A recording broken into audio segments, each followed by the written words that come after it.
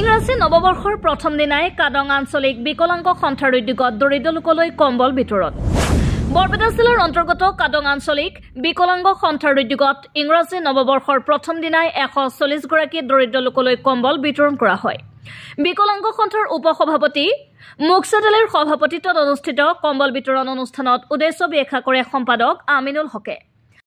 সাংস্কৃতিক কৰ্মী আবু তাহেৰ আহমেদে আধৰা উক্ত কম্বল বিতৰণ অনুষ্ঠানত অতিথি হিচাপে জনিয়া প্ৰেছ ক্লাবৰ সভাপতি তথা জ্যেষ্ঠ সাংবাদিক মইনুল হক চৌধুৰী, জনিয়া প্ৰেছ ক্লাবৰ সম্পাদক আবুল হুছেইন আৰু জনিয়াৰ সাংস্কৃতিক কৰ্মী সঞ্জীৱ কুমাৰ দাসে ইংৰাজী নৱবৰ্ষৰ প্ৰথম দিনা আমিনুল হকে লোৱা এক ব্যতিক্ৰমী কাৰ্যসূচীক ভূয়সী প্ৰশংসা কৰে।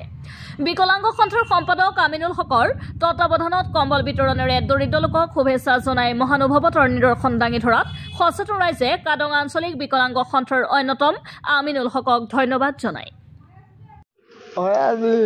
কাদং আঞ্চলিক বিকলাংগ সন্থাৰ তৰফৰ পৰা 2025 বৰ্ষ নৱবৰ্ষৰ শুভেচ্ছা জনোৱা হ'ল।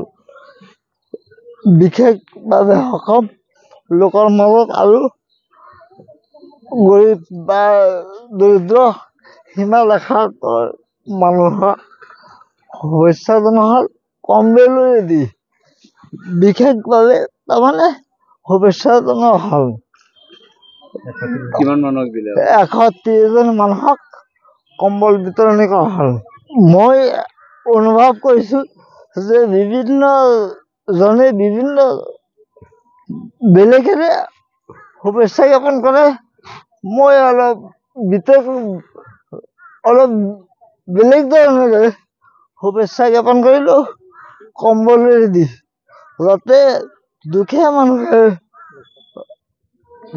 ঠাণ্ডাৰ মাজত অলপ সকাহ পায়। সেইকাৰণে সেই উদ্দেশ্যে মই এইখিনি কাৰ্যসূচী হাতত লৈছোঁ। মোৰ নাম আমিনুল হক, কাদং বিকলাংগ সন্থাৰ ইংৰাজী নৱবৰ্ষৰ শুভেচ্ছা জ্ঞাপন কৰিছোঁ।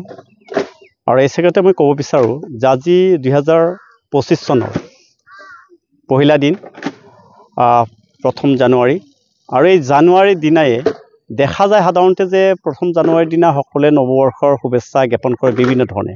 বিভিন্নজনে হয়তো গ্ৰিটিং কাৰ্ডেই হওক বা মেছেজৰ জৰিয়তেই হওক বা এই সম্পৰ্কে বিভিন্নজনে বহু লাখ লাখ টকা খৰচ কৰিব হয়তো শুভেচ্ছা জনাব নতুন বছৰত। কিন্তু আজি এটি ব্যতিক্ৰম অনুষ্ঠানৰ উপভোগ কৰিবলৈ পালোঁ। সেইটো হৈছে যে কাদং আঞ্চলিক বিকলাংগ সন্থাৰ জৰিয়তে, বিশেষকৈ ইয়াৰ উদ্যোক্তা হৈছে আমিনুল হক, যিগৰাকী সম্পাদক। আৰু এই আমিনুল হকৰ নেতৃত্বত আজি কিছু বিকলাংগ তথা বিশেষভাৱে সক্ষম লোকসকল আৰু দৰিদ্ৰ সীমাৰেখাৰ তলৰ কিছু লোকক তেওঁ কম্বল বিতৰণ কৰিলে। আমি ক'ব লাগিব যে মানুহে যদিও এই আজিৰ দিনটোত বিভিন্নজনে বিভিন্ন ধৰণে শুভেচ্ছা জ্ঞাপন কৰিছে, নতুন বছৰৰ শুভেচ্ছা জনাইছে, কিন্তু আমিনুল হকে বিকলাংগ সন্থাৰ জৰিয়তে তেওঁ কি কৰিলে যে কম্বলৰ জৰিয়তে নৱবৰ্ষৰ শুভেচ্ছা জ্ঞাপন কৰিলে। সঁচাকৈ ব্যতিক্ৰম অনুষ্ঠান। আৰু এই অনুষ্ঠানটোত আজি বহুত কথাই শিকিলোঁ, ইয়াত উপস্থিত থাকি বহুত ভাল লাগিল। আৰু ইয়াৰ লগতে ক'ব লাগিব যে এটি গুৰুত্বপূৰ্ণ কথা যে সাধাৰণতে শাৰীৰিকভাৱে বিশেষভাৱে সক্ষম লোকসকল অন্যৰ ওচৰত হাত পাতিবলৈ যায়, অন্যৰ পৰা সাহায্য বিচাৰে, অন্যৰ পৰা সহায় বিচাৰে। কিন্তু আজিৰ এই দিনটোত দেখা গৈছে যে কাদং বিকলাংগ সন্থাৰ জৰিয়তে তেওঁলোকে সাহায্য বিচৰা নাই, তেওঁলোকে আনৰ পৰা অনুদান বিচৰা নাই, আৰ্থিকভাৱে তেওঁলোকে আনৰ ওচৰত হাত পতা নাই, কিন্তু তেওঁলোকে আনক আজি কম্বলৰ জৰিয়তে আনক সহায় কৰিবলৈ চেষ্টা কৰিছে বা কিছু কম্বল 100ৰো অধিক কম্বল তেওঁলোকে বিতৰণ কৰিছে। গতিকে সঁচাকৈ আমিনুল হক ধন্যবাদৰ পাত্ৰ। আমি তেওঁৰ শলাগ ল'ব লাগিব।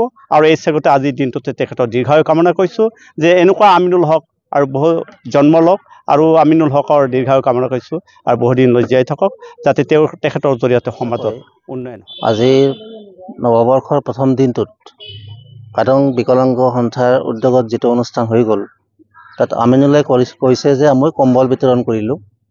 অলপ ব্যতিক্ৰম অনুষ্ঠান, যে ঠাণ্ডাৰ মাজত মানুহখিনিয়ে যাতে সকাহ অলপ ভালদৰে জিৰণি ল'ব পাৰে, ঘৰত ৰাতি ভালদৰে কটাব পাৰে। বিভিন্ন অনুষ্ঠানে বিভিন্ন ধৰণৰ সামগ্ৰী বিতৰণ কৰে, খাদ্য বা বেলেগ বেলেগ সামগ্ৰী বিতৰণ কৰে। কিন্তু আমিনুলে ক'লে যে মই অলপ ব্যতিক্ৰম অনুষ্ঠান এটা কৰিলোঁ, যে যিটো অনুষ্ঠানৰ দ্বাৰাই মানে গোটেই দৰিদ্ৰ সীমাৰেখাৰ তলৰ বা দুখীয়া বা বিকলাংগ যিখিনি মানুহ শাৰীৰিকভাৱে সক্ষম মানুহ সেইখিনিয়ে ভালদৰে নিজৰ জীৱন যাপন দিনটো কষ্ট কৰি ৰাতিটো ভালদৰে জিৰণি ল'ব পাৰে। সেই উদ্দেশ্য আগত ৰাখি আমিনলে আজি এই পদক্ষেপটো লৈছে আৰু 130জন মানুহৰ মাজত এই কম্বলবোৰ সুকলমে বিতৰণ কৰিছে। বহুত বেলেগ ধৰণৰ এটা ব্যতিক্ৰমী অনুষ্ঠান আজিৰ অনুষ্ঠানটো দেখিলোঁ। মানে আচলতে আমিনুল বা আমাৰ পশ্চিম বৰপেটা বা কাদং অঞ্চলৰ যিখিনি ৰাইজে বা আমিনুলে যিখিনি কাম কৰিলে সেইটো আচলতে আজি শলাগিবলগীয়া কাম। আচলতে আমিনুল মানে বহুত বেছি ধন্যবাদৰ পাত্ৰ আচলতে হ'ব লাগে আৰু আমিনুলৰ ওচৰত সদায় আমি থিয় দিব লাগে যাতে আমিনুলে আকৌ আগন্তুক দিনবোৰত আকৌ ভাল ভাল কাৰ্যসূচী যিবিলাক ল'ব সেইবিলাকত আমি সহায় সহযোগিতা কৰাৰ উপৰিও সদায় আমি আমিনুলৰ ওচৰত থিয় দিব লাগে, সদায় পিছত থিয় দিব লাগে। মানে যিবিলাক আমি কিতাপত নাপাওঁ আচলতে জ্ঞান, সেই জ্ঞানবিলাক কিন্তু আমি আমিনুলৰ পৰা ল'ব লাগিব।